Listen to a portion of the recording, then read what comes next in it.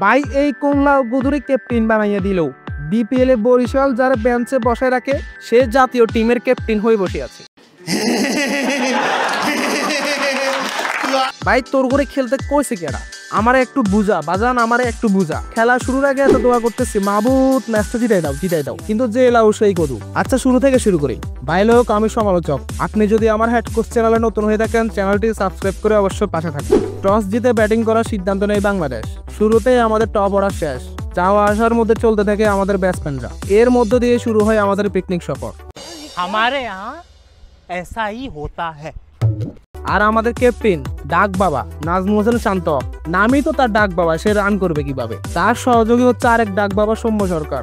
তবে এর মধ্যে হৃদয়ের সেঞ্চুরি অবশ্যই প্রশংসার যোগ্য।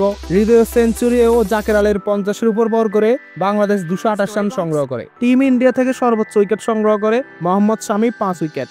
জবাবে ব্যাট করতে নামে শুরুতেই ভারতের আগ্রাসী ব্যাটিং শুরু। রোহিতের খেলা নিয়ে শুরু। রোহিতের আউটের পর এক পান্ত আগে রেখেছে গিলের সেঞ্চুরির উপর ভর করেই তারা এই লক্ষ্য সহজে অতিক্রম করে ফেলে। এই হারের মধ্য দিয়ে মায়ের দুয়ার ক্রিকেট টিমের চ্যাম্পিয়ন্স ট্রফি শুরু। ভিডিও ভালো লাগলে চ্যানেলটি সাবস্ক্রাইব করে পাশে থাকতে পারেন। আজ এইটুকুই।